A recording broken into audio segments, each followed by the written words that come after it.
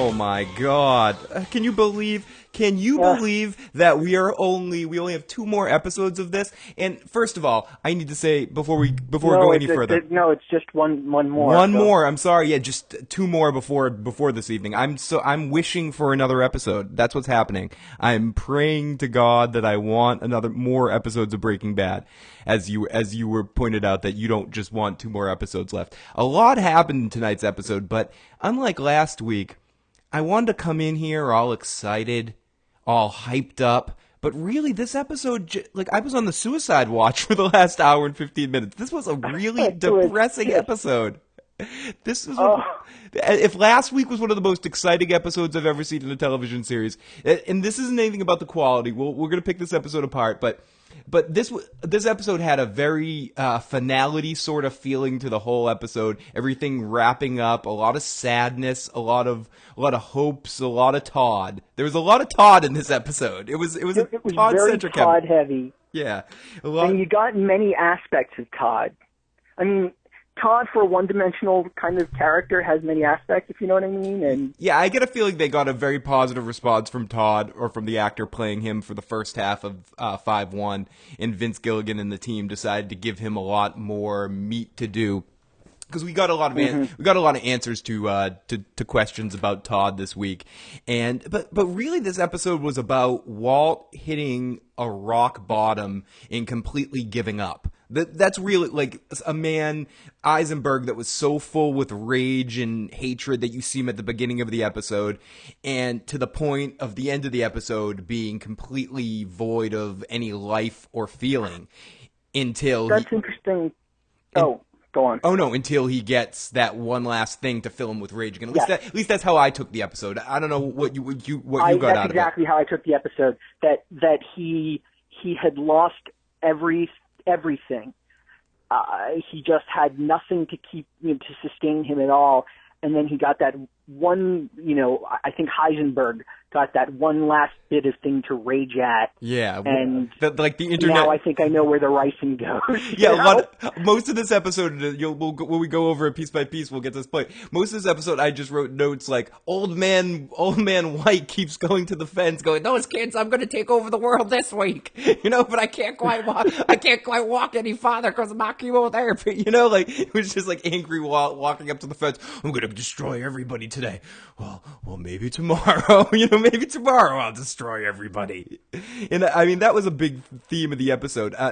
The episode started off in more of a comedic way. In the first half, I thought we were going to have a very funny episode with the cold open with Saul. And I mean, we'll get in piece by piece in a second here. I think they had to put in the cold open with Saul because only Bob Odenkirk could lift it up enough that the rest of it wouldn't have us. On the suicide watch, exactly. Like last week, we felt like we were taking meth when we were watching the episode. The meth in the episode was on meth. This episode was on downers. Took too much Robitussin and was sitting in a corner, just getting sad because the world sucks.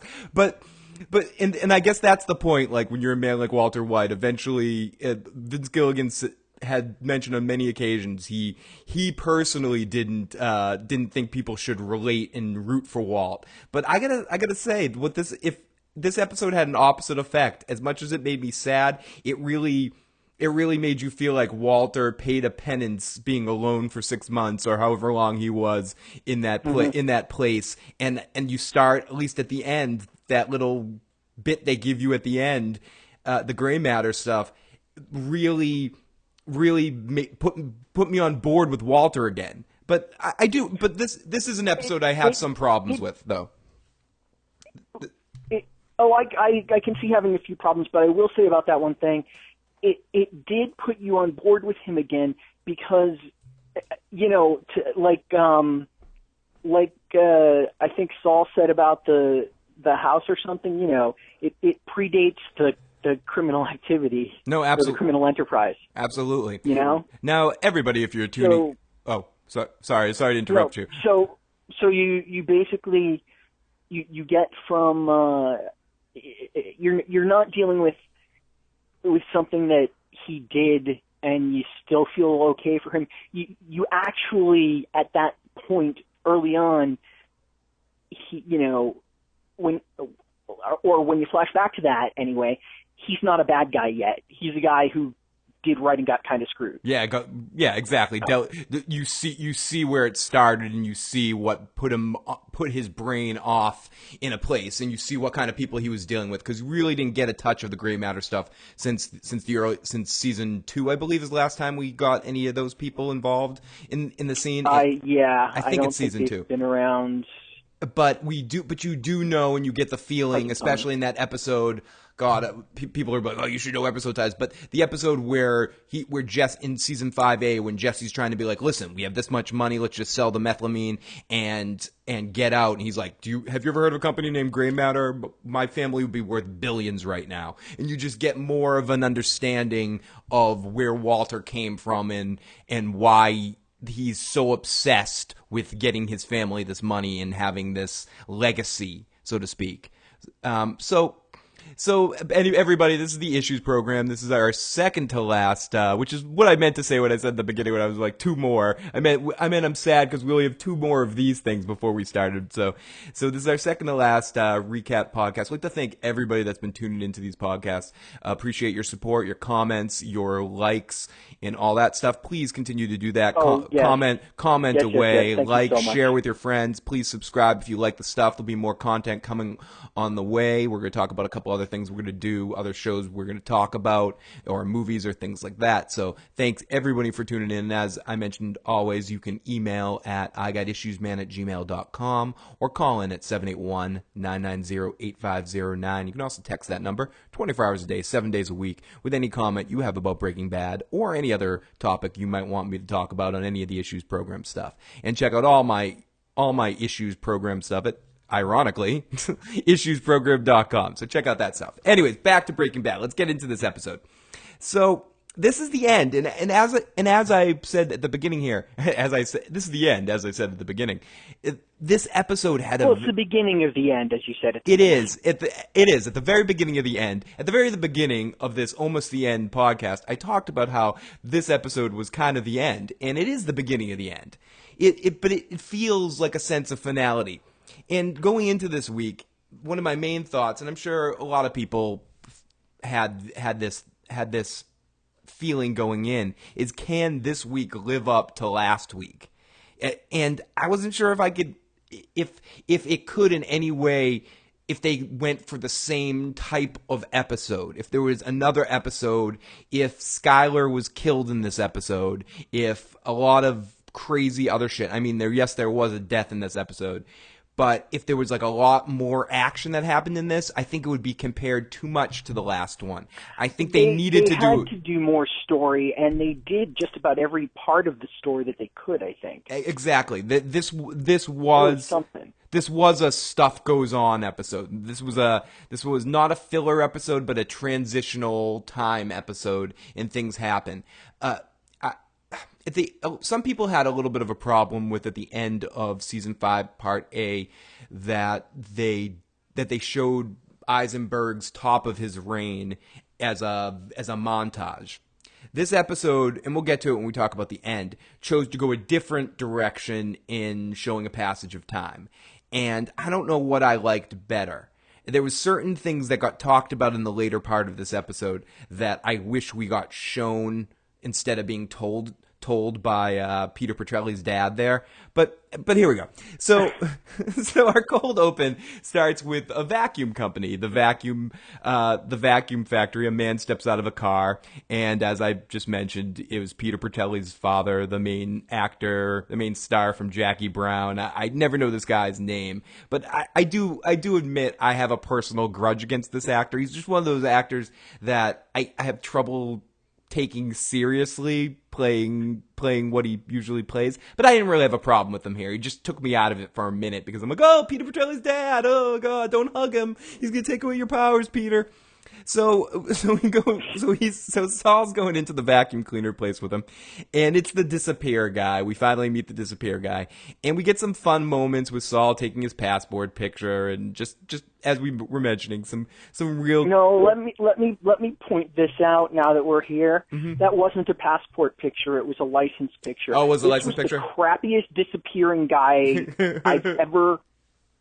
a real disappearing guy knows the people in Peru who can get a paper birth certificate, like, stuck in the files in the village where you're supposed to have been born, and the other people who can enter it in the national database so that when you get to Peru, they go, oh, welcome home. I agree. This guy seemed a little bit lax compared to the hype that we got built up for what kind of guy he was going to be. You go and you make your own life. This guy's like, he's like, hey, like I'll bring you stuff from thousands of miles away every month, and there's only one of me. So if I die, you have no guarantee. Exactly. He's like, oh, you're the only guy I've ever done this for. I mean, yeah, that's whatever. That's like, yeah, you're my first. No, don't worry about it, honey. You're my first. That's some stupid shit you tell some client because you want to make him feel special. No way. This guy gets a little too close. I just think from the hype that we got built up, this guy should have been. I don't think we ever should have seen this guy's face. I guess I just would have. I mean, it didn't bother me. It didn't take away, but it was one of the little gripes I have with this episode, and that the disappearing guy wasn't all that mysterious. So no, he. So we do. He looked like the guy who owned the vacuum cleaner. He did. He looked like the vacuum cleaner salesman. So what is funny and what led into more comedy in this scene is, which is why I thought at this point after the cold open I was like, oh, after last week's crazy episode, this is gonna be a comedic episode. We see he's like, Saul, I can't get you out of town right away. You're gonna have to hold it up here, and you're gonna have to have a roommate. And it's like, a roommate? Oh, yeah, a roommate.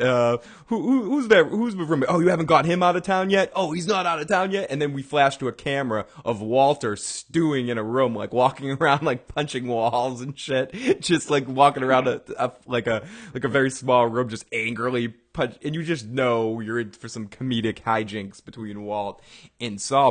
But that's not necessarily what you ended up getting. So Walt seemed really pissed, and yeah, really pissed.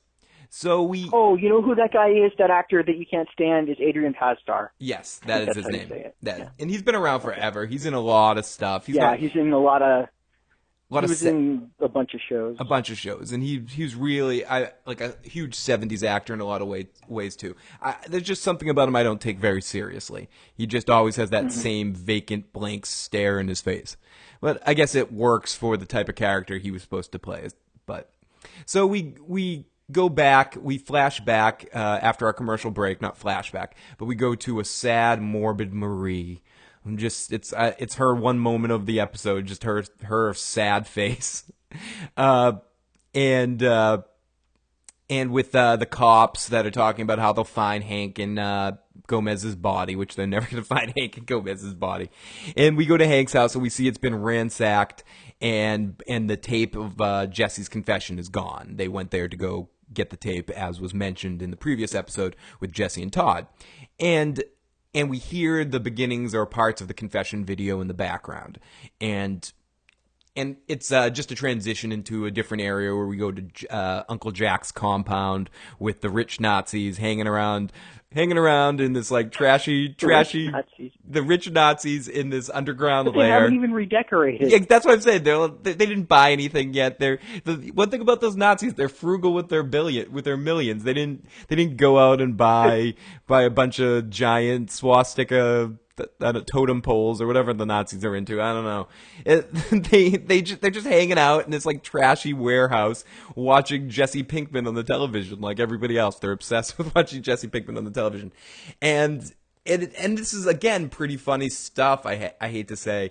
And the guy that they played Jack, this guy's a hidden gem. Like, he's coming in late in the series, but he's doing a very awesome job at becoming smarmy and hateful. Simultaneously comic and believable dramatically in that way that some people can play evil fuckers really, really well. And this guy, this guy's doing what the character needs to do in this period of time. They essentially needed to create...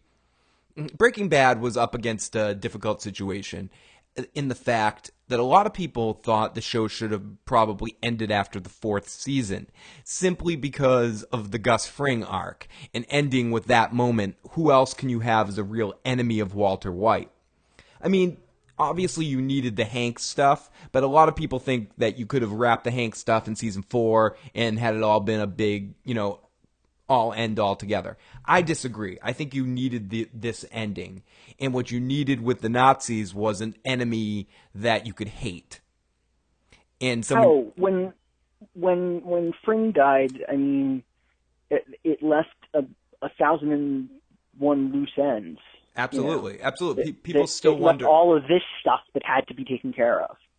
And I think you wouldn't have got a lot of the great Mike, Walt, Jesse moments that you got in 5-1 if the series had ended just with Fring, or if you had stretched that story out a little bit more. I think it was handled perfect, and I think this season, the way they're doing it, the first part, most of it being Walt versus Hank, and then you have this unknown variable of just showing the cycle of the criminal lifestyle, where someone that wants it more, that's a little hungrier, a little bit more on the ball in that moment and thinking rather than being emotional, takes the cake. Just like Walter could take down Fring, someone that was very, very careful. Someone like Jack can take down Walter because Walter was caught up in an emotional moment that everybody in the world but Walter knew that Hank was dead in that moment, and Walter shouldn't have said shit about his cash.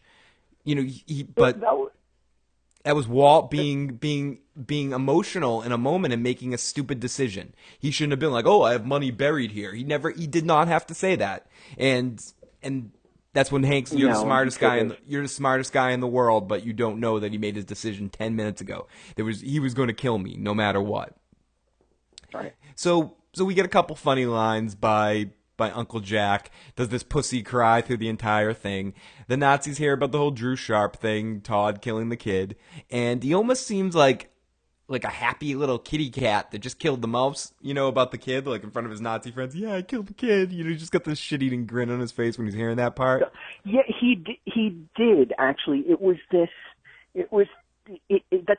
I was trying to figure out how to describe it, and that's exactly it. It's like he wants to be patted on the head. Yeah. He's like, look, Uncle, I did good. I killed a child. Aren't I good? Aren't I good? Don't I deserve some ice cream? Because if you get ice cream when you kill and threaten kids and kill women, don't you? That's what you do. It puts the ice cream in the bucket. Yeah, exactly. It lowers it down. Put the ice cream in the bucket. Come on, you don't get Jimmy's this time. We haven't gotten there yet. Yeah, little Jesse Pinkman doesn't get Jimmy's. But so yeah, he tells about the kid, and this is our start of really, I guess, co-protagonists in this episode between Todd and Walt. But this is our first real, or our first Todd moment of the episode, and there's many. And with Todd and the kid, and then Todd and Jack are talking about, because Jack's just like, come on, we gotta kill this kid. This is stupid, and Todd's like, no, we can keep him alive, because it'll be swell. He can cook a lot more meth, and we can get a lot more loot, and it'll be dandy. Gee golly, Uncle Jack, can't we keep that Pinkman alive to be our slave? Golly, Uncle Jack, please. And, what's that, Lassie? Yeah, and Jack calls it. He's like, Todd, you just want to bone Lydia. Yeah, she's so uptight. She's probably got wood chips in her coochie. Another friggin' amazing line by Uncle Jack that shows me that the writers know what people's interpretations of the characters will be. That Lydia is ridiculously uptight, so uptight, and what we all know and figured as well. Todd's obsessed with Lydia, and that's why he wants to cook the meth. So Jack, this is one of those things that I don't mind. I'll talk about it at the end of the scene. So he goes, let's watch more of this crybaby rat. Jesse hears them talking, and he's coming up with a plan to escape. He's looking at pictures of the girl and Brock. I always forget this girl's name. Andrea, I think her name is. Andrea. Andrea, yeah. Andrea and Brock. And he sees that Todd got the picture to kind of motivate him, to show him what would happen if he wouldn't cook for him, that he knows about these people. And what Todd didn't think about was the fact that there was a paperclip on the picture. So Jesse gets the paperclip, and he starts working on the locks on his hands. And we know, if we didn't know before, we got a feeling that we think Jesse's going to get out of here. And this is what I wrote right here. I don't mind it, but I do think it's a little bit of a contrivance to allow Jesse to still be alive here.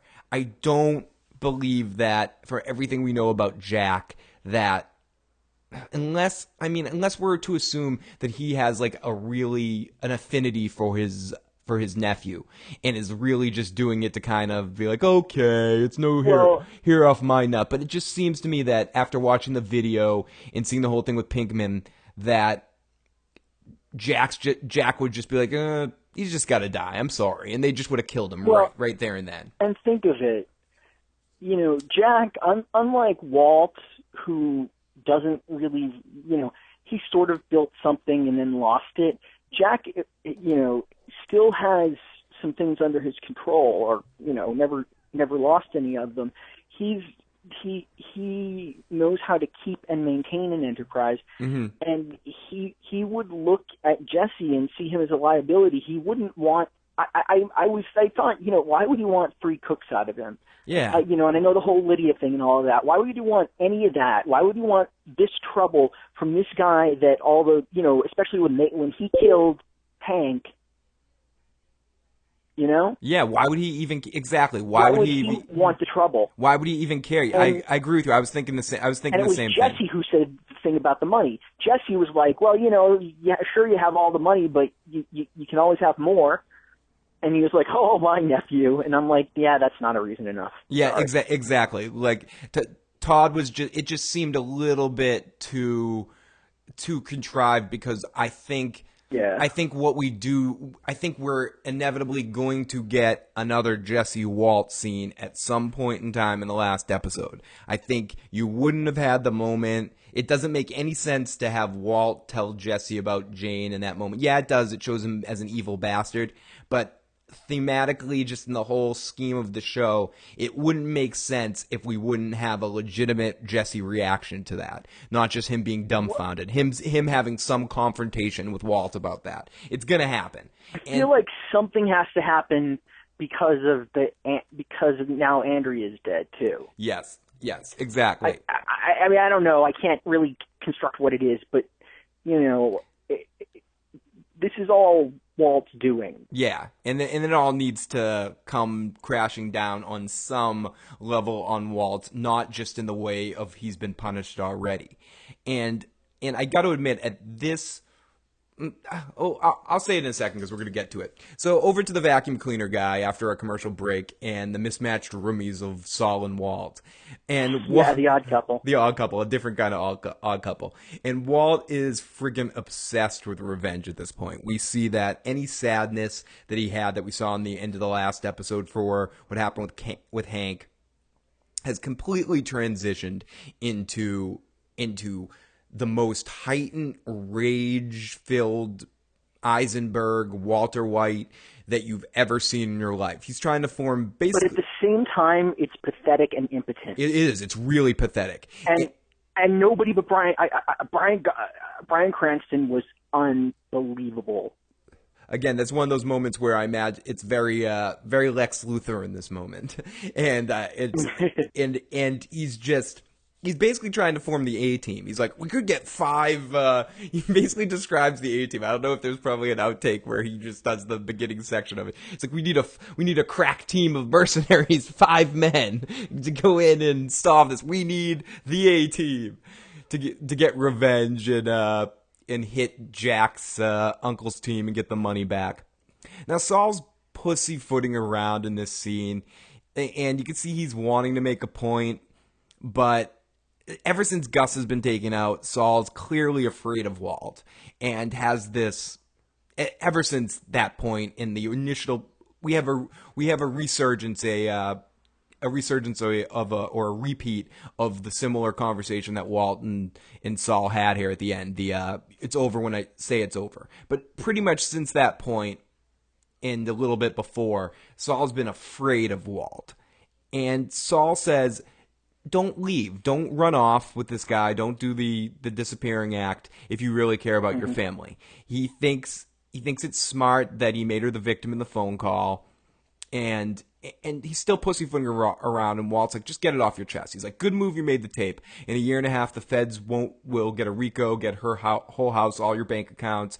They'll be watched. You can't get them any money. It's just like what happened with Mike. You're basically fucked. You should stay, go to jail. You'll be a king in jail. You can die in jail, and everyone will be like, you're a hero, Eisenberg. You killed Gus Fring. You're the man that killed Gus Fring. You'll live like a god there. They won't try to get your money because you're giving them yourself. And Walt won't do it. Because ultimately, this goes to what you were saying a second ago, Gotti. He is a coward. It's profound how obsessed and crazy he is. How filled with rage he is. And this is why it connects very well. Some people might go, oh, well, the gray matter thing was out of nowhere. It's not out of nowhere. It's always there. It's always there. This is part of it. It's the basis of what's driven him throughout the series. He could have been the great chemist with the great fortune, and he could have been Gretchen and Elliot. Yep, more. And he might Walt, have been. Yeah, he might have been. He might have been. He might have been even more. But yeah, exactly. It's constantly there for him. And a lot of, you could argue that the cancer is what made him break bad.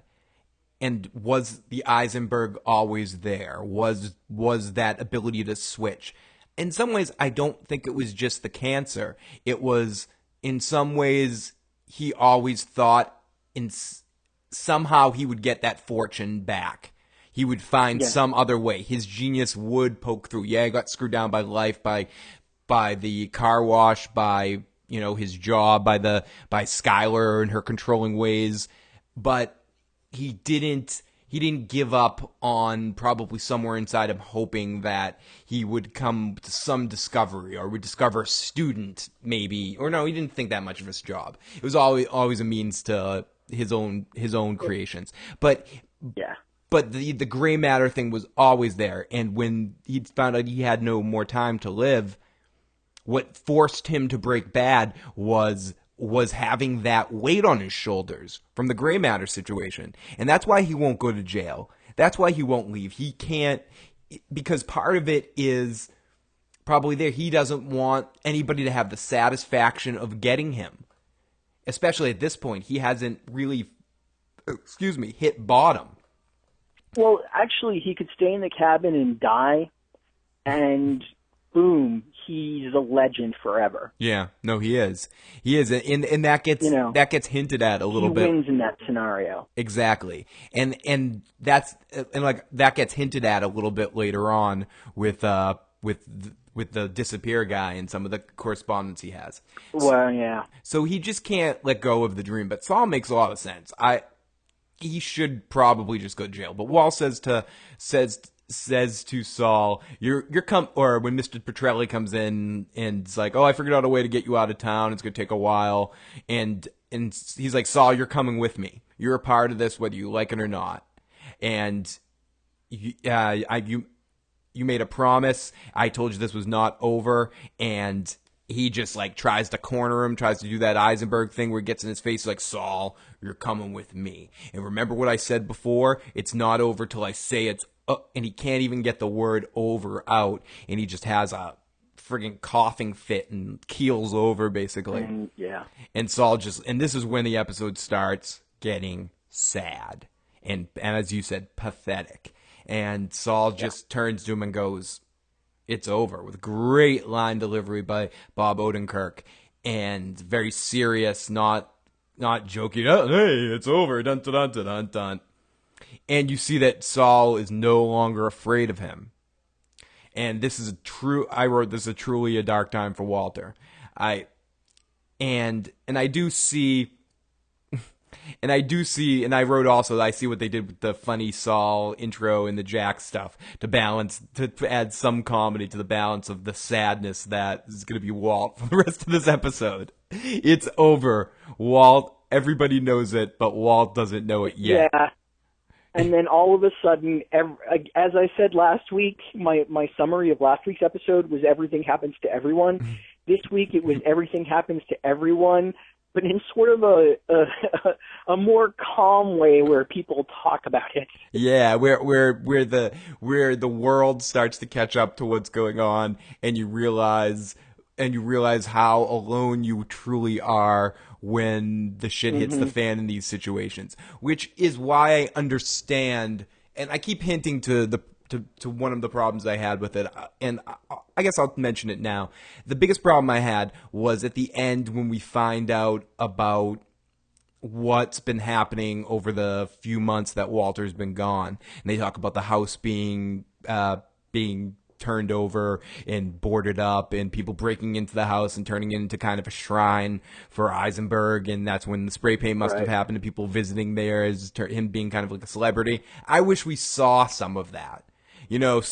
Saw some of people's But you know reactions to that what? stuff. But I understand that the episode. It's almost like we've seen it enough. Yeah. Not that we've seen it enough, but we've seen it enough that they could just tell us about it. Yeah, because Although I understand wanting to see it. I guess I just wanted to maybe see one news, and maybe that's why I'm not writing for Breaking Bad. But I just wanted to see some reaction to something, maybe, and I guess we did at the very end of the episode, and the end of the episode in that last 5 minutes was as intense as any episode's been, because you start to feel emotion and stuff, and the rage again, and you see the effect of it on television. So I guess you did get it, but at this point in the episode, or when that finally happens a little bit later, that's what I was thinking that I wanted. And I just that's been on my mind the whole time. So that was just something. And I think just to point out how awesome I am, I think that was one of my theories about how the house got that way. Yeah, no, I believe it was. I believe if we went back, that was one of your theories of how the house goes away. I do have to say that especially after the scene right here that I'm about to talk about, the Skylar scene. So we go to Skylar, and that she hears nothing but high pitched confusion and madness all around her. She is. And what's funny about this is we get the lawyer after going, is she even listening to us? Do you understand what we're saying to you? Do you understand the words that are coming out of my mouth? And she says yes, but it's overwhelming.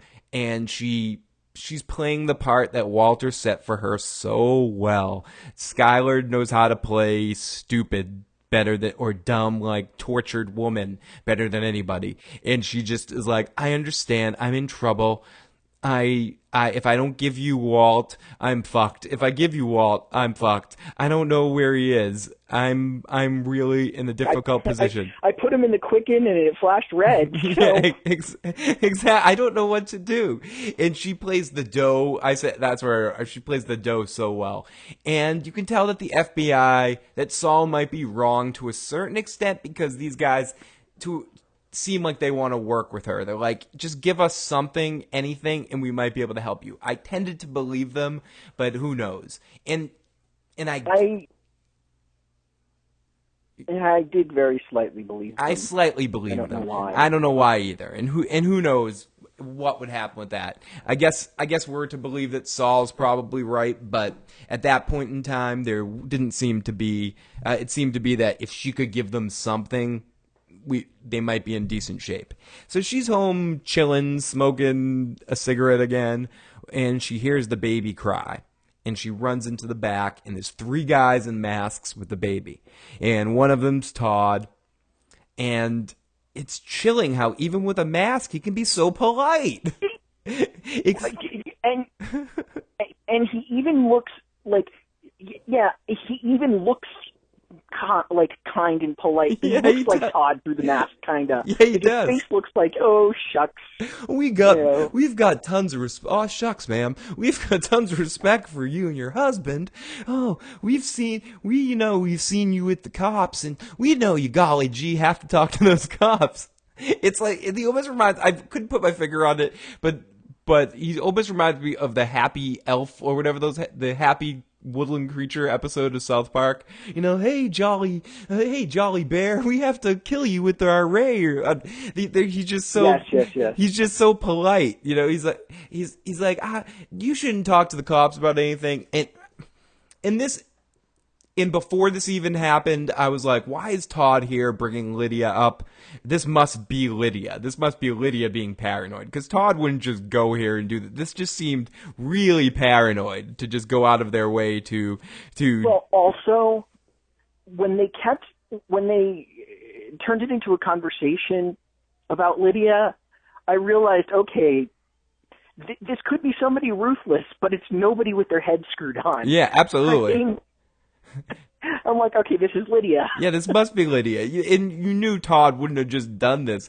And he's just like, now you don't say anything to the cops about that nice lady Lydia, because she's very, very nice. Don't mention Lydia. Remember Lydia? You saw her. Don't mention her, because Skylar wasn't even Stephanie said this when we were watching. She's like, wait a minute, Skylar wasn't even thinking about Lydia. She wouldn't have even thought about her. That was such probably. That's Stephanie's correct. Yeah, that's what I was thinking too. Like, she even remember Lydia? No way. That all the stuff. Lydia and Todd hadn't been like, hey, Lydia, you know Lydia? Do you remember Lydia? Yeah, remember Lydia. Remember that dark-haired woman, Lydia? If you talk about Lydia, you're in trouble.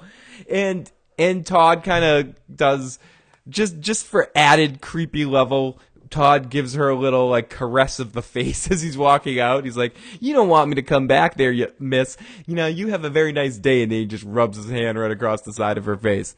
And it was gross. Mm-hmm. So we go off to Todd in the coffee house meeting Lydia, and she does the same BS she tries with Mike, but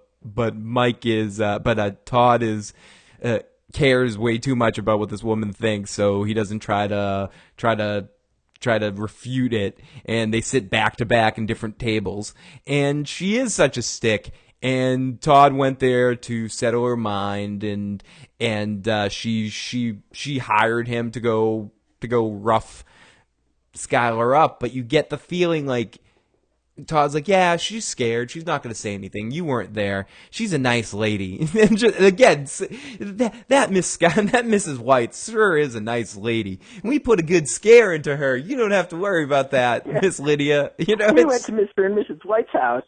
And I'm exaggerating a little bit, but I'm not. But it wasn't that much different.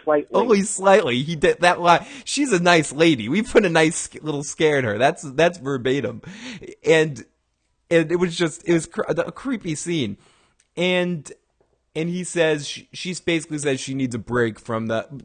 She gives off the vibe.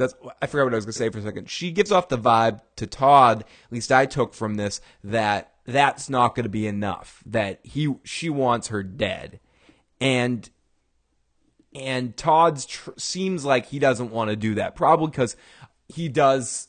He means all of that. As ridiculous as that sounds, he does have a lot of respect for her husband, and he probably does think she seems like a nice lady. I'd hate to have to kill you. You seem like a nice person. Hate to kill you. I am a nice person. Hate to die. It's one of those sort of vibes. So she says she needs a break from her vibes. Like, okay, if you're not going to kill that Mrs. White, I just need a break. And she's been trying to get out from the meth deal with them for a while too, because of the lowered percentages of and the lack of blue meth stuff. So he's like, no, wait, miss, I got the 92% there. And she's like, wait a minute, this is a little bit of Kai Wynn Gul Dukat DS9 vibe going on here. Oh, what do you mean 92%? You've got the power eighth power? Oh, yes, I do have the power of the power rates. I can get revenge on Cisco and everybody else. We can get revenge on them. It was just a little bit of a super villain vibe of the way Lydia turned. Oh, 92%. That's Eisenberg levels, and it's blue. And he's like, yes, we've got the one thing that Walter Wade doesn't have. We've got Jesse Pinkman. Oh, Jesse Pinkman. It's just kind of a weird vibe there. So, and he's like, that Jesse Pinkman's not going anywhere. You've got Jesse Pinkman? Yeah, you've got 92%. Oh, yes. And I am going to develop the power of the Pinkman, and we will control the wormhole, and it will be total domination. So Todd turns around and gives his best little Matt Damon glance to Lydia and gets all awkward with her, trying to flirt with her, and she's just caring about the numbers. She's like 92%. And you could just tell that this little relationship that they're brewing isn't going to end well. I don't see Todd taking rejection well. I see this in, I'm all with the Star Trek references, so I'm not even going to do it. I see him as someone that hasn't had a lot of experience with women, and now he's going to see a woman for the first time. He's going to, when he doesn't get what he wants right away, he's going to get very angry.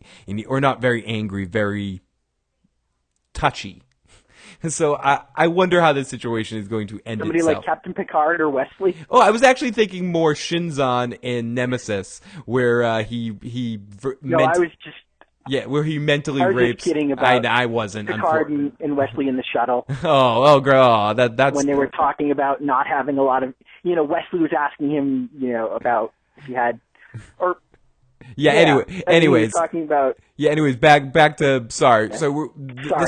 The Star Trek podcast will be a different podcast. We'll go over that discussion. Later. We'll be in that discussion later. But basically, like a child that has never seen something he wants and goes after him. So after this point, it's I kind of thought that. That I knew how the end of the series was going to go after our little trip down to our villains talking about their evil plot.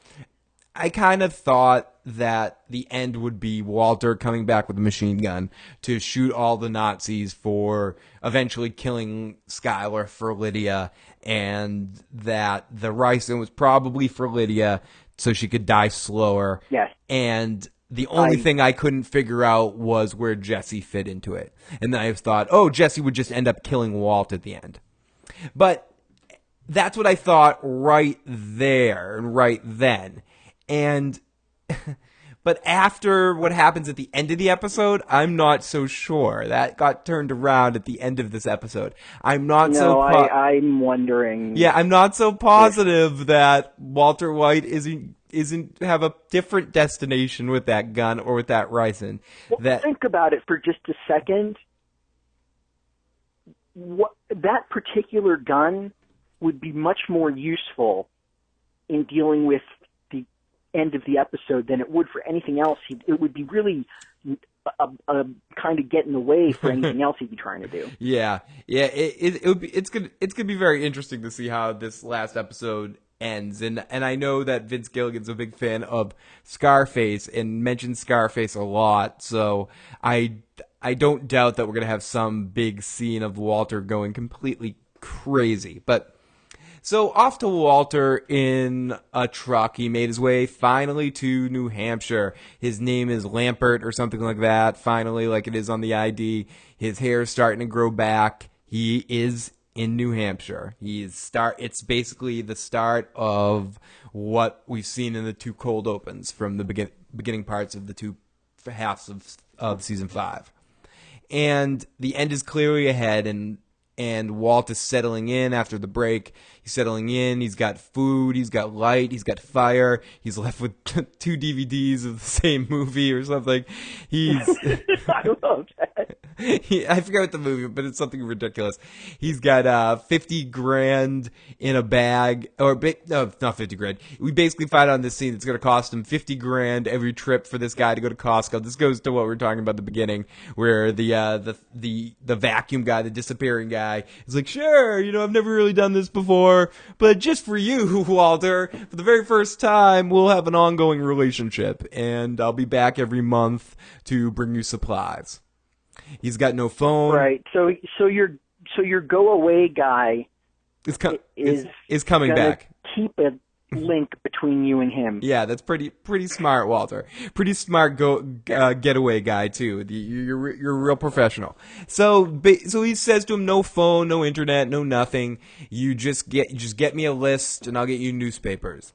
And Walter's still rip-roaring angry, rip-roaring raging. I've got business.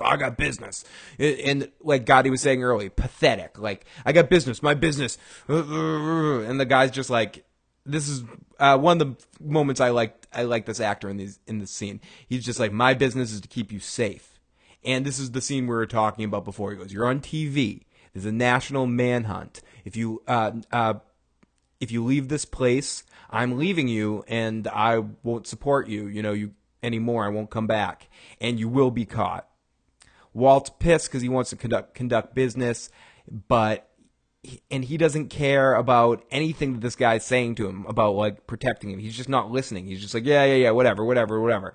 And he's looking and the guy disappears, and we just see Walt stuck here, but he's angry. He's like, things, I'm going to do stuff, I'm going to get stuff done. And he looks at the cash, and you start hearing some spooky music, and I'm like, why is there spooky music playing right now? And it's because Walter White is dead. I mean, not like in an emotional, weird, physiological, like we're all dead but all ways. that we have left is Heisenberg. Yeah, exactly. Walter White is officially dead. And because that's what I felt. Yeah, me too. And it was like over for him right there. And you see him picking up the hat right there and putting on the Eisenberg hat, and you get the shot of him in the hat, and you see for the rest of his life he's just going to be walking around like this. This is all he has. And that's what I wrote. White is dead. And he says, "Fuck this! I'm going to town." He's like, "I'm not just staying in here. This guy can't keep me in town," because that's basically what the guy said to him. He's like, "You can leave. It's a town 8 miles away or something like that. If you want to go. But like I said, I'm not coming back if you go." So he walks out in the snow like an idiot, and he goes to the gate. And by the time he gets to the gate, he's out of breath, and you see a sign that's like 8 miles to the next house. And this is what I was saying earlier. And he's like, I'll go. I'll wake up tomorrow. So I'll go tomorrow. I'll wake up tomorrow for some revenge. Like, again, I'll get those kids tomorrow.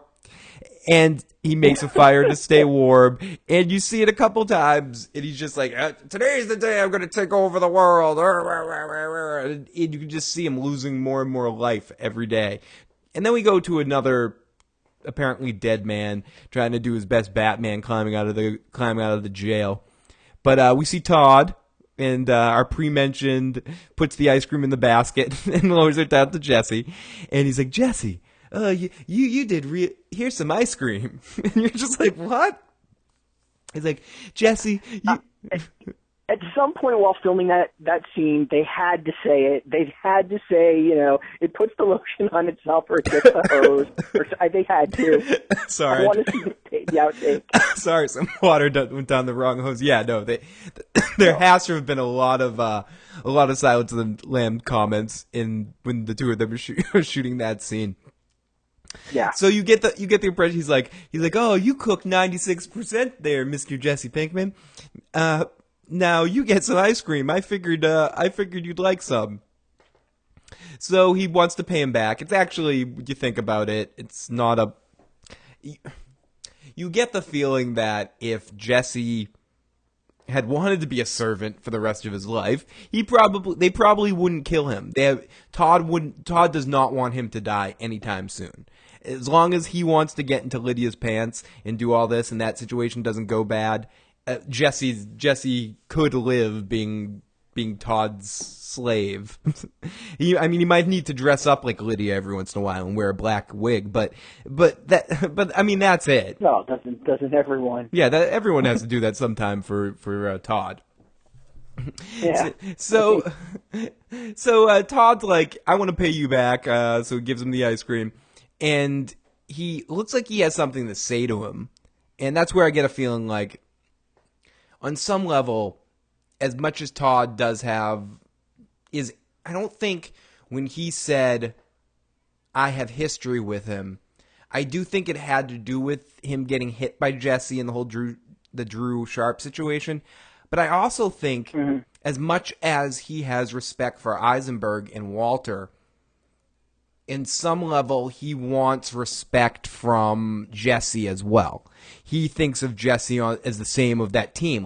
Like Jesse, him, and Mike were that team that he looks up to, that Jesse was a part of the plans that they came up with as well. Jesse is the Todd of the, Jesse is the kid who came and joined up and is now every bit as good as Walter White. Exactly. And what Todd wants to be in that, so he kind of, it's like the big brother thing. Exactly. I think he has a sense of respect and looking up in a big brother sort of way of like, oh, Jesse Pinkman, that's the kind of guy I want to be. He made a fortune on his own with that Mr. White. They're good guys. So that's why I think if Jesse, quote unquote, could play his cards right and not be killed by the Nazis and just be like the Nazis' cook. Transition himself like Wesley became the Dread Pirate Roberts by being a guy. I'll kill you tomorrow. That's where that line was that I said earlier. Oh, Jesse Pinkman, I'll kill you tomorrow. I'll wake up tomorrow. I'll kill you tomorrow. It's from The Princess Bride. Mm-hmm. So I love when you figure out things and you're without the internet. So yes. Todd is somewhere inside without the internet's help.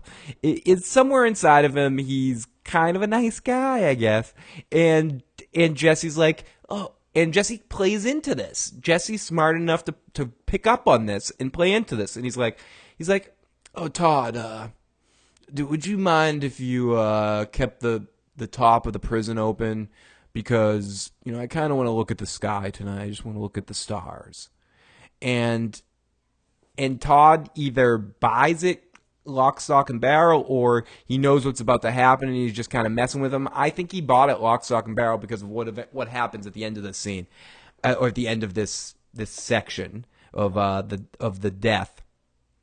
So Jesse goes into full escape artist mode. It was almost like I keep comparing things to other shows. It was almost like he was two different events on America's Got Talent.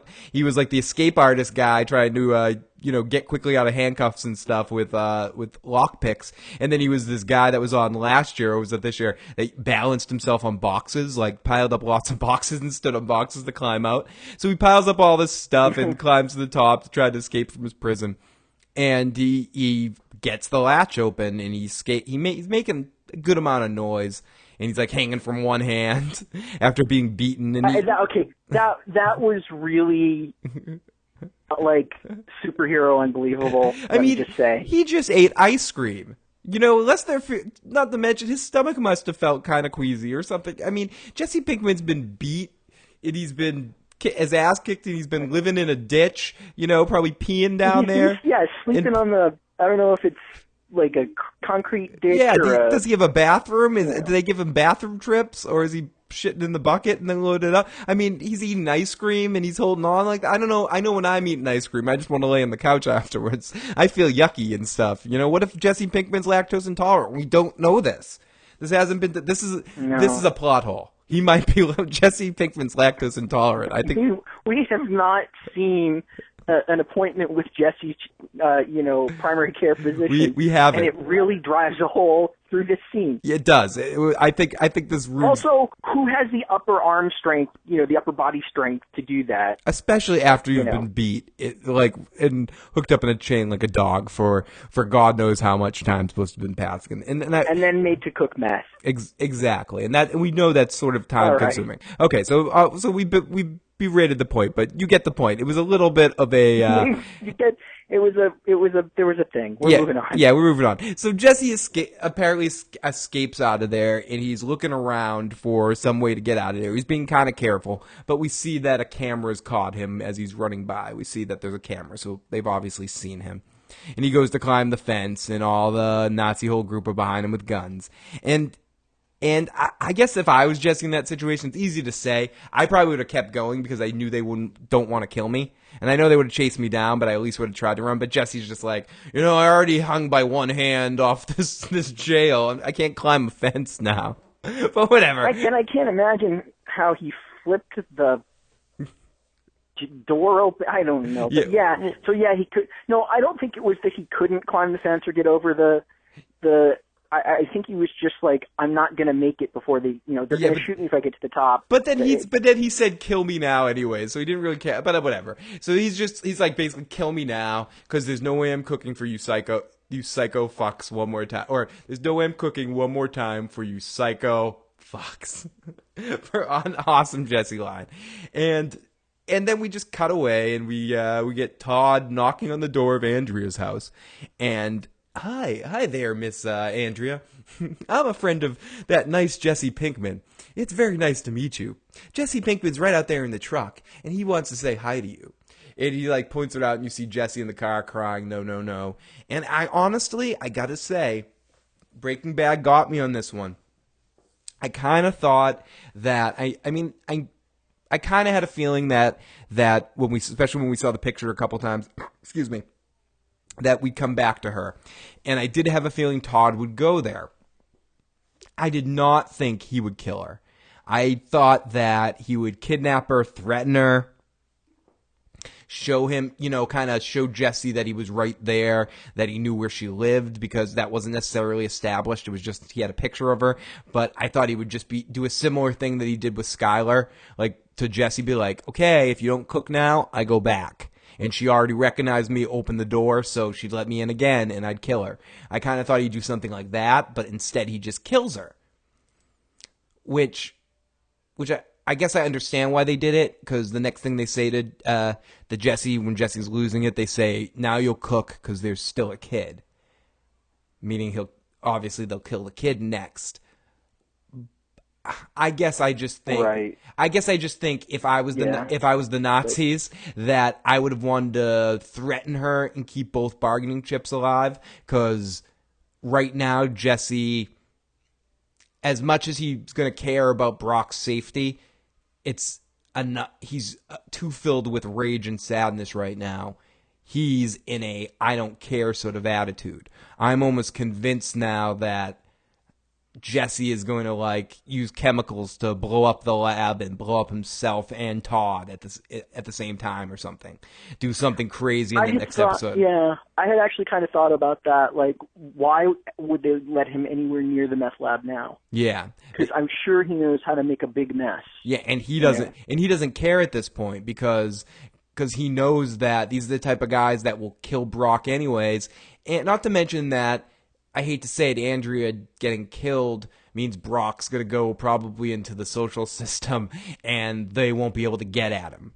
And I don't know if Jesse's thinking about it that way, probably not, but it is a fact that Brock's not just going to be hanging out at the house alone. Eventually someone's going to, someone's going to figure out that Andrew's dead before the Nazis have a chance to get back. This just, something makes me think that will happen. The milkman will come or something. Who knows? So after that, we go to a commercial break, and we go back to Old Man White and see if he can take over the world today. But nope, he's too tired. And this is what I was mentioning before. It's like another scene. Those kids were on his lawn. Those kids were on his lawn again. He's like, again, we keep mentioning other shows, but he's like Captain Picard and All Good Things in the last episode, when he's just like, oh, get off my lawn, Geordi. And Geordi, I got the Dune-Mark syndrome. He's just like big tired Walter White. You get the feeling that it's months later. He's got his newspapers, his beard's grown almost to the point that we've seen him in the cold opens of the season 5 intros. And and the guy's like, I got you a case of Ensure to help you gain some weight, which starts to explain why he looked a lot thinner in there too, because he's living there alone, and he is losing a lot of weight. You hear him coughing a lot, but you also get the feeling that we do in a second here get an answer to our question of how he is alive longer than 6 months when he supposedly his cancer was in really dire straits. We get to find out again, scene not shown. Skylar's doing okay. She's still got the kids. Her lawyer sucks. She's doing taxi dispatch. Again, little things that I wouldn't have minded seeing, but to connect to what we were saying earlier and what Gotti was saying to me, and we're right, to symbolize the isolation that Walter White's feeling, you really needed to not see any of this.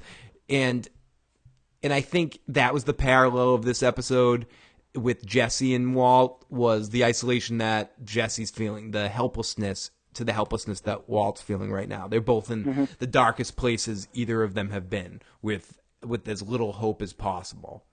And the Todd and Lydia stuff, I think you just had a lot of, Gotti mentioned this in the last episode, where like one of the first things we said, where do we go from the last episode? There's a whole bunch of shit that had to happen with with Todd and Lydia. The Lydia story needed to move along, and this episode did serve for that, for the fact that Jesse's serving to provide them a higher quality meth, and that's how that whole situation is happening. And Lydia is proactively trying to kill Skylar because she feels like she is a loose end for her and some way of connecting her to this Walter White situation, who is the most famous celebrity criminal since Charles Manson, apparently.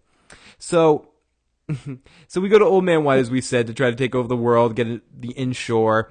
And as we said, we get Skylar's doing taxi dispatch. She seems happy. She's using her maiden name, and he's got this is where we see him getting his other glasses too. The guy just kind of got him a big box of glasses. We see him getting the different prescriptions, and this is again where we hear that the feds put up a fence because the White House became sort of a tourist attraction where a lot of kids and people went to support Walter White or show, he became a media darling. The Walter White story became, oh yeah, good, and he makes meth, so he's awesome. Exactly. That kind of thing. He made meth. He killed other bad guys. He's better. He's awesome. Exactly. And this is it, this is where he is. This is his connection to the outside world. It's this guy. And we, as I mentioned, we hear a lot instead of a visual montage. This is another character giving a monologue montage, if that's a thing, and that's what we got. And we also get into the fact that he is getting his chemo treatments. This guy's coming every month and giving him monthly chemo treatments. I don't know if chemo works that way. Don't you get chemo weekly? Or is it monthly?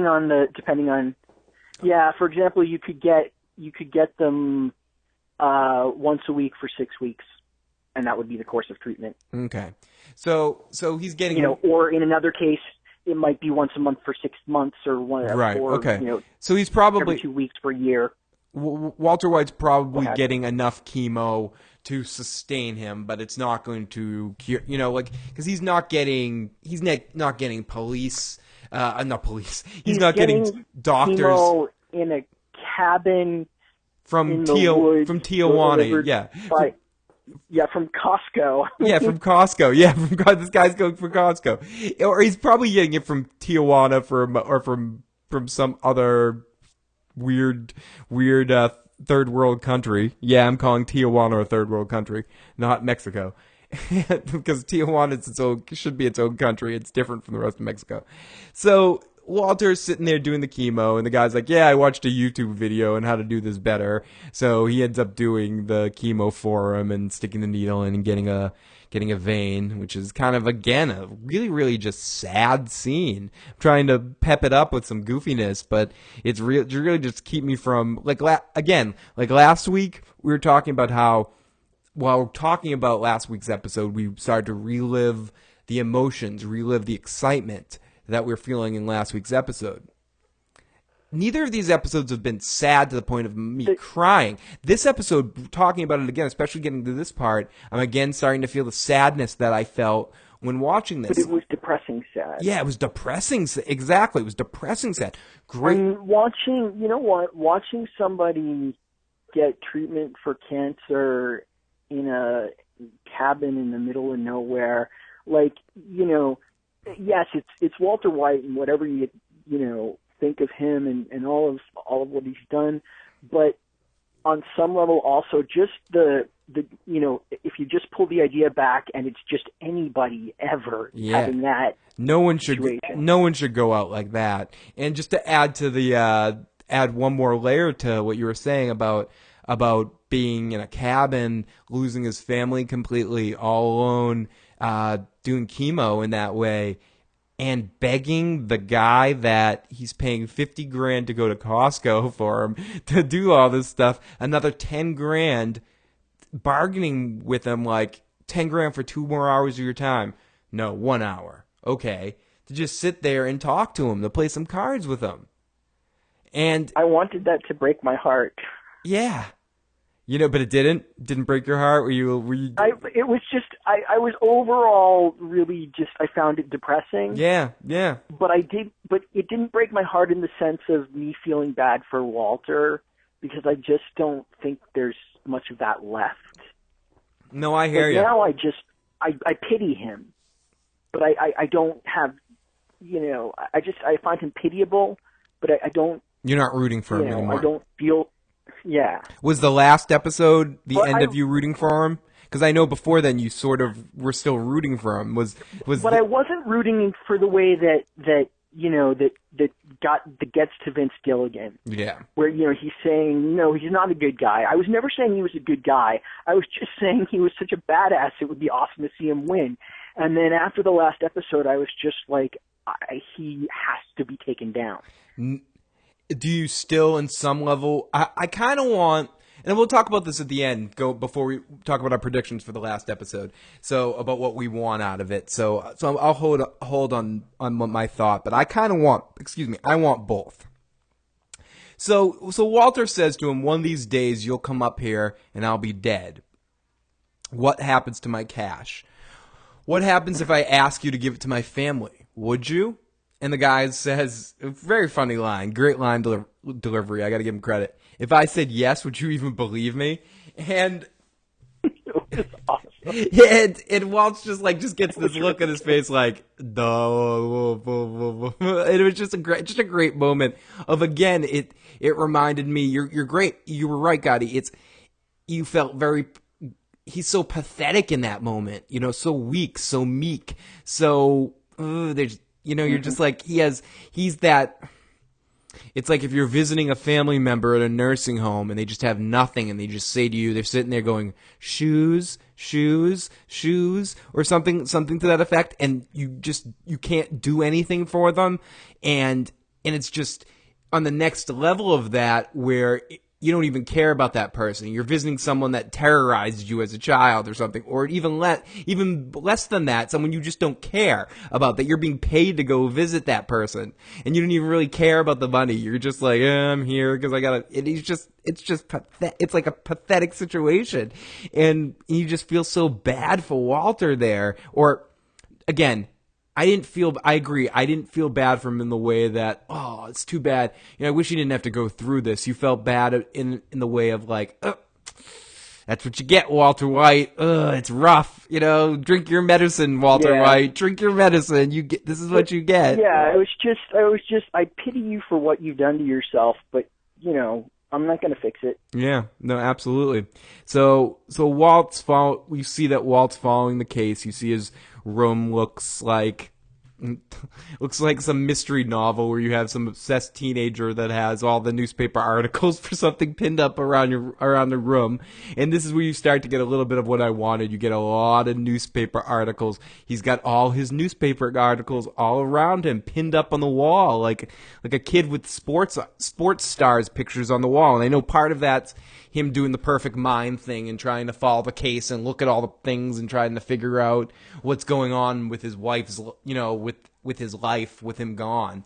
But part of that is also his ego and wanting to be surrounded by all of his deeds. He's proud of it. And I mean, that connects a little bit to what Saul was saying at the beginning of the episode about just go to jail and be yourself and you'll do great in jail. You'll be a hero there. They'll look at you as they'll give you what you're looking for. Your glory, you were one of the greatest criminals in the world, Eisenberg. And Walter White might act like he doesn't want that. It's all for his family, but he wants that. Especially he wants that inside of himself. He wants the. He would have all the, picture him and, with all the girls in Orange is the New Black. He'd be, well, they'd be scared of him. Never mind. Yeah, they would be. He would. Yeah, but he would be the king of a men's prison based on that book. Oh, he would. He'd with Jason Biggs and stuff. He would dominate that prison. Oh, yeah. So we go to after that point. Walt starts to have a coughing fit, and you can just see he's he's got a string around his neck, and I'm sorry, he starts to have a coughing fit in the ring. I couldn't read my writing for a second. I'm like string around his neck. I was like, did Walter hang himself in this episode? His ring falls off his finger, and we see why he has the ring around his neck in the cold open, because he's losing so much weight because of the chemo and not eating right that that the ring doesn't even fit on his finger, and he falls down. He's coughing. And we look off, and he sees the Insure box, which is one of the best product placements in Breaking Bad history. Insure gets some money into Breaking Bad, and he sees the Insure box, and he goes and gets the money, and he packs it in with cash, and he looks like he is going to walk to town. Old Man White makes it out of the fence, and he starts tumbling down the snow to walk towards town. And this is something funny that might not be the case with everybody, how you're watching this, because some of you might be watching the episode online. But what was really funny, if you're watching this live, going into commercial, it was Walter White walking through the snow, kind of like bow-legged, trying to make it through the snow. And then right afterwards, it went to a commercial for The Walking Dead, where it was the guy Rick walking down the hallway after he first comes out of the coma, kind of limping in the same way, being like all half dead out of a coma. And obviously not intentional, but it was just an interesting transition from show into commercial, that it was like the same exact scene, essentially, like following someone walking from behind like that in a form of confusion or frustration. So I thought it was kind of funny for anyone that watches the show live or in DVR, just watch into that commercial. It was an AMC commercial, so it will be in all areas that are watching the show live on AMC. So off to Flynn. We get Thank you. We go to a Flynn sighting, which is in a school. And as far as I can, this is why I was a little confused saying that. This might have been our first Flynn in school thing ever. So we see, it was, and it made sense that it was. Yeah, it did make sense it was. And it made sense that we needed to get some closure with him. I don't see that we will have another interaction between Walter and Flynn in the last episode. I don't think that's happening. No. I don't think... I'd be surprised... Well... Flynn's got to be in the next episode at some point, or we have to have some mention of him because, well, we'll get to this in a second, but the package has been sent. Walter already sent this package, is the implication in this conversation that they have. So, right. So Flynn's in school. The principal. Wait, you know what this means? Have we ever actually seen Lewis? No, we might see Lewis. Oh my God! Or maybe Lewis should just keep the cash. Maybe Flynn should give the cash to Lewis, because I think he could use it. I don't know why, but I think long suffering is Flynn's best friend. Yeah, Lewis has been suffering, and he can't be exactly. If he's Junior's best friend, and no, this has nothing to do with his disorder. This has to do with Junior being an idiot. If he's Junior's best friend, this kid's got problems. So we go to the principal's office, and we actually get Junior Flint White, please come to the office right now. Marie's calling you, so they tell him Marie's calling. But it's not Marie, it's some bar fly woman in the bar that Walter White's in. Excuse me. And he's like, son, it's me. It's good to hear your voice, son. Son, they said these things. Pup, the guy came out and said this stuff. What did he say? He came out and said these things. Tell me what did he say. He said, Phil Thumb, motherfucker. Suck my shit. No. Good night, suck my dick. So sorry, it was from Eddie Murphy Raw. So basically. Yeah. So basically he's like, son, all the things they say didn't really happen. Or he doesn't say that. He goes, well, they did happen, but I did it for reasons. And there are things that I never intended on happening. Is Lewis still living at that place? And he says Lewis's address. That Lewis is a good kid. Okay, Walter, that Lewis is a good kid. Now, here's the address for Lewis. And there's a little bit of Livia Soprano calling out Carmela, being like, okay, I've left money for the kids. You know, there's a little bit, again, of Old Man White calling from his old age home, listen, Junior, I've got something for you. I'm gonna send this package for you and not for you and your mother, for you. This was supposed to just be for Junior. He's like, I'm gonna send you a package. There's $100,000. Has to be a secret. And he just thinks that Junior's gonna do whatever he says here. It has to be a secret. If anyone says, the cops will take it. You save that money. I wanted to give. But didn't he say that it was for him and his mother and his sister? I don't know. Like, I'd have to rewatch it, but I get that. I think he did, but Junior had to handle it. Yeah, Junior had to handle this all himself. And I'll rewatch that, but I guess the vibe, and I could be wrong, but the vibe I was getting was that this was money for him alone, but you're probably right. I think now that you say that, I think he did say that. And he's like, I guess the line that made me think it was just for him. He's like, I wanted to give you so much more, but this is all I could do. Do understand? And Junior just cuts him off. He's like, you killed Hank. He's like, what you did to Mom, you asshole.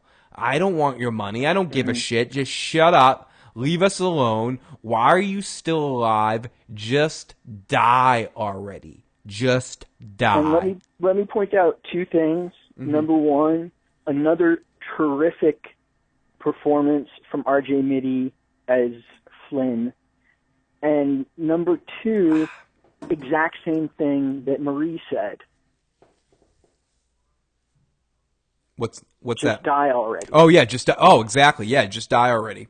Yeah, the same thing. Just kill yourself, Walt. Just die already. They're just done. Yeah. And I agree with about. Oh, she did say kill yourself. Yeah, but basically the same feeling. I agree. A great parallel. And Skylar has said as much, I believe. Yeah, she has. What her wanting Walt to die was, I'm just going to be sitting here praying for your cancer to come back. Right. And I agree. He saved his best two performances for his last two. Excuse me, unless he's in the last episode. Which I bet, like, I keep saying there's not going to be any Junior. There'll be at least one Junior scene.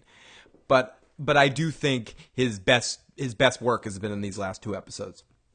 So, Walter calls one more person, and it's the DEA. He's like, I'd like to speak to the agent in charge of the Walter White case. And they're like, who is this? Well, Walter White. Again, that was almost a moment of comedy in a very sad moment, in this very sad episode. But it wasn't even that funny. Again, it was kind of, the whole thing was put. I don't know why, but it was funnier than it should have been. Yeah, exactly. I don't think it was played for comedy, is what I mean to say. It was just, again, one of those things that you've mentioned it a couple of times. When you have someone like Bryan Cranston that can wrap up so many different emotions in one swing. You know, he doesn't just play one emotion. He plays so many different colors, as they say it in the acting world. He can play angry, sad, angry, but there's elements of so many different things. It's different shades. So he calls the DEA. He's like, this is Walter White. And then he just leaves the phone off the hook. He's going to turn himself in. He gets a drink, and he waits. And he's sitting there drinking his drink. And he looks up on the TV. Again, one of these, just, oh. Oh, no, I'm sorry. He looks up at the TV. And the guy's flipping through channels on the television. And he flips past, and one of the channels is, it's a certain show. It's like a CNN show or a Fox News show or one of those. One of those Charlie Rose. Charlie Rose. Yeah, the Charlie Rose show. And it's the Gray Matter folks. They're on TV. And they're talking. Gretchen and Elliot Schwartz. Yep. And they're talking. And what are they talking about? They're talking about Walter White.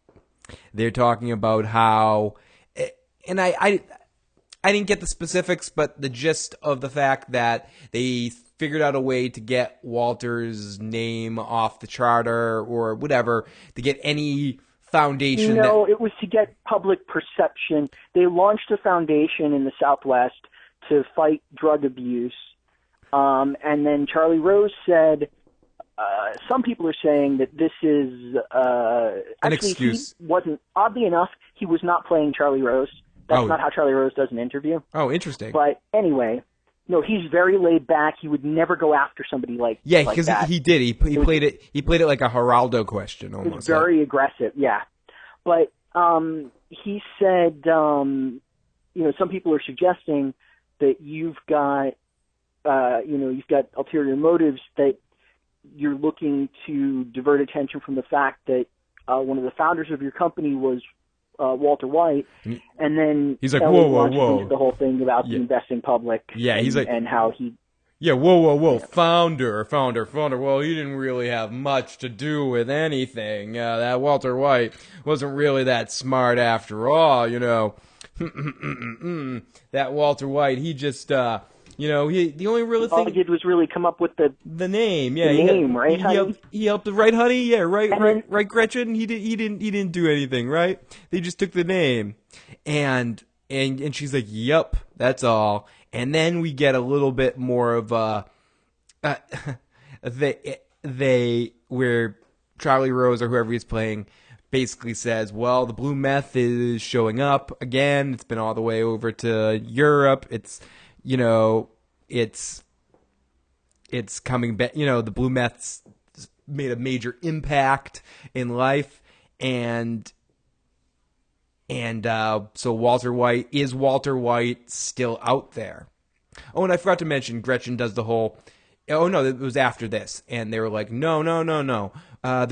There's no Walter White. Walter White's dead. He's gone. Or no, he's gone. And she's like, well, I don't know about this Eisenberg. I never heard of this Eisenberg, or never knew anything about him. All I know is Walter, and he's gone. We'll never see him again. But what she said was that sweet something or other genius, after they had just been talking about how he had nothing to do with it. Yeah, exactly. So she showed off that he really didn't have that much to offer, except for being a genius. She sort of shot their PR thing in the foot a little. Exactly, because she does care about Walter, and she's probably really emotionally affected by all of this that's going on. But also tipped, I believe it was a little bit of a foreshadow to the fact that she's going to meet Eisenberg now. They're both going to meet Eisenberg now. And you just saw the look in Walter's eyes that part of it might have been that he's pissed that the blue meth's still around, because there was a quick mention of how the blue meth hasn't quite disappeared. Yep. But I think he's obviously more pissed off about what Gretchen and Elliot were saying, and wants to show them Eisenberg. And then I started to think, then we see the sheriffs and cops coming to the place to get him, and he's gone. He's obviously changed his mind, and we're on to him heading back to probably where the cold open for this next episode is going to be, connecting to the two cold opens for the last, the beginning of the season 5. So I think we're caught up in time here. This was supposed to be about 6 or 7 months later, or whatever, a few months later. I believe we are in real time to when the cold opens were. We're pretty close. And the last 5 minutes of the episode was intense. Feeling the emotions that Walter was feeling off that television screen, you really felt for what he was going through. And you could really feel him discovering something to live for. Because getting his money back from the Nazis was something to live for and something to fight for, only to give his family that money. And it was really more something to do. Yeah, exactly. Oh, what am I going to do today? I'm going to take over the world today. But yeah, and it was to get the money for his family. And with what that conversation with Junior that he had, that completely got destroyed. He no longer cared. That no longer became a factor. I'm still not convinced he's going to completely let that go. But part of me does think he is. Part of me thinks that now all he's doing is going to head back to destroy Grey Matter. But who knows what's going to happen with the Lydia and the Nazis and Skylar. If the Nazis kill Skylar, he'll go after the Nazis, no doubt. And that maybe the Rysons for Lydia and... Not Lydia, the Rysons for Gretchen and what's his name? I think it's for Gretchen and Elliot. I think it's because they basically destroyed the last bit of his dignity and the last bit of his sense of self-worth and his public image as this because they basically, he at least had this public image as Heisenberg, who was making the purest meth in the world, and they basically said, yeah, he wasn't much of a chemist. Exactly. He wasn't much of anything. So that was our episode. Not as intense as we said as last week, but really emotional, really dark. And I think they got all the sadness and all the emotional stuff out of the way. And I kind of expect a very action-packed episode. I think they set up a lot of ways. This was a transitional episode. It needed to get from the action that we had in last episode. It was the Oreo cookie sandwich of the two action-packed cookie ends, and this was the cream emotional filling in the middle that we needed to bridge those two acts together, in a sense. And I guess we'll end things here talking about what do you want. We'll talk about what do you want, and we kind of hinted at it a second ago. But what do you want out of this episode? What are your predictions for this final episode? I only want the crunchy chocolate cookie. You want more cookie? Is that what you want? Are you looking forward to the other half of the cookie? You don't want some double stuff? What do I want? I mean, what could I say? I want everyone's storyline to be resolved. Mm-hmm. What is resolution for these storylines anyway? Okay. Death. Who lives? Okay, let's make this simple. Let's make this simple. Okay. Who lives? Does Skylar live? I think she does, because I think that... Do you think she turns in Lydia? Do you think she goes to the cops now anyway? And goes, well, I know that guy Todd said not to go to the cops, but... Or when she's back with DEA... She mentioned something about... She brokered some deal because she said, look, you need to protect me and my daughter, and I'll tell you everything. And I'll tell you everything I know about this woman. I'll point her out that she used to work with Walter or something like that. Yeah. I guess my prediction would be that this is what I think is going to happen in next week. I think Walter, that the ricin is for the gray matter people. I think the Nazis or Lydia is going to order Skylar's death, and Skylar is going to die, or Junior is going to die, or Holly's going to die. One of the three or maybe even Marie. One of the four of them are going to die at the hands of the Nazis when trying to kill Skylar. I was thinking Marie might die until she had nothing to do in this episode. Yeah. And I decided that they just basically said, well, she has no interesting husband anymore. She's a minor character. Yeah, her storyline is pretty much done unless she is someone that can influence Skylar into going to the cops about being threatened. In a scene where the two of them reconnect with her saying she was just threatened by, maybe they were the same people that broke into our house and blah blah blah, and they connect the dots somehow on that level. But I do think one member of Walt's family is going to be killed, and that is going to thrust him into wanting to cast some sort of revenge on Jack's crew with the gun. And I think that the ricin, as I said, is for the gray matter people.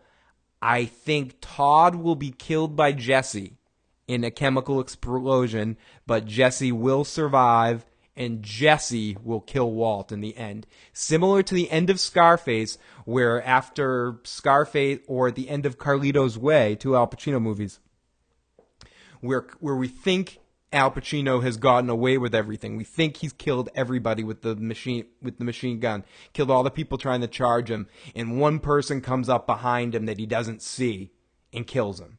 Mm-hmm. I don't know why. I just have a feeling that Walter's going to get revenge on everybody wants to get revenge on, and then at the very end, Jesse kills him in revenge.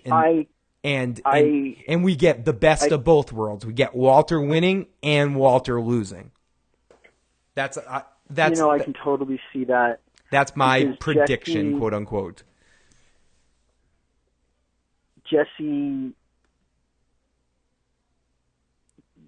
needs to. Jesse needs some comeuppance. Jesse needs Yeah, well, Jesse needs to take out what has happened on somebody, and Walt is most responsible. Yes. You know? Yeah. And that would make Jesse officially a serial killer. That would be his third. Yeah, and he needs to top. He needs to top out there. That actually really needs to happen. so yeah, that's what I think is going to happen. I mean, but I'm not a writer on Breaking Bad. I've been wrong a lot, but that would be my speculation. Yeah, I think what I'm trying to decide is if, say, Walter Jr., gets killed. Oh my God, I'm killed while eating breakfast. I still my Cheerios. No, he would. I mean, Skyler would be devastated. Walter, but does it have an impact on the show? No. As a whole, I think no. Skyler getting killed does. Yes, and I think ultimately something you were saying about Marie is unfortunately true because of Junior as well. As much as Junior is a part of the family, when it comes down to it, he is a supporting actor and he's a supporting victim in some of the action that has been going on in the main storylines. He's always been a background character. Yeah. Skyler started off as a background character in God. Well, it's more than just supporting. It's a background character. Yeah. And Holly at times has been played by a rubber doll, so that's pretty much the ultimate ultimate background supporting character. And background. And Skyler transitioned at some point into being a main character as well, and being as involved in the action as Walt was, being Mrs. Eisenberg by the beginning part of this season. So her death would be in the sense also of how much Walt really showed how much he still cares for her at the end of the last episode with the conversation to the feds and stuff. I think he would still be, especially in the state he's in, if she got killed, that would really drive him off the wall. He would into complete rage. But what's really awesome is it's happening. I mean, I'm upset that the series is ending, but I honestly cannot wait to see this last episode, and I cannot wait. Yeah, me too. I'm really, really excited about this, and as much as I said I couldn't wait for another the series to continue after this. We do have Better Call Saul coming up. Yeah, we do have Better Call Saul, and this universe could be expanded more. We get the best of everything. Yeah, it could be expanded more. We could get the answers to the Gus Fring, like where that accent came from and everything. I mean, we could get a lot of answers. We could get some prior interactions with people like Mike and some Badger, some Skinny Pete. We've mentioned that before. We could get a lot of stuff. So the Breaking Bad universe is still going to be alive. And I'm really excited, and I hope they stick the ending. I think this episode was very well done. It was probably one of the not slowest, but darkest, saddest, most depressing episodes of Breaking Bad to date. But I think you needed it. It was very intentional in a way. Yeah, and as we mentioned, I think you needed it as that. I won't use the Oreo cookie again, but I think you needed it as that gooey center between the two hard. No, you did need it as the creamy middle between the two chocolate cookies. Because if last week after that, crunch, beats per minute crunch fest, if they had done something like that again this week, it would have felt like too much. Yeah, it would have really would have. Yeah, it would have felt like or more likely it might not have been enough, and it really would have had to meet quite a standard. And I think so. What they did was they took a different direction and met quite a standard. Exactly, and I think also if you just keep trying to play a song at 11 at the volume of 11 the whole time, you need to bring it down to bring it up again. If they, because I assume they want to end Yeah. with a bang and end with a lot of action. So you needed to kind of bring it down to make this next episode seem as intense, to get you far away from the events of last week's episode of Ozymandias, because that that was such an intense episode that you needed a buffer. Anyways, Gotti, it was awesome talking to you about this episode. Everybody, I want to thank you all for tuning in to our second to last Breaking Bad podcast. I can't believe next week is the last one, but next week is our season finale. Again, as I mentioned at the beginning of the podcast, you can check out any of my stuff at issuesprogram.com. Email me at igotissuesman@gmail.com.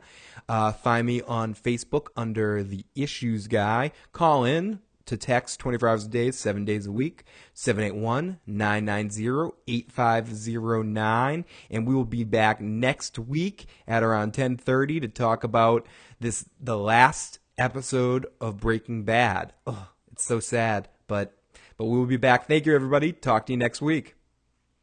Good night. Bye, folks. Bye.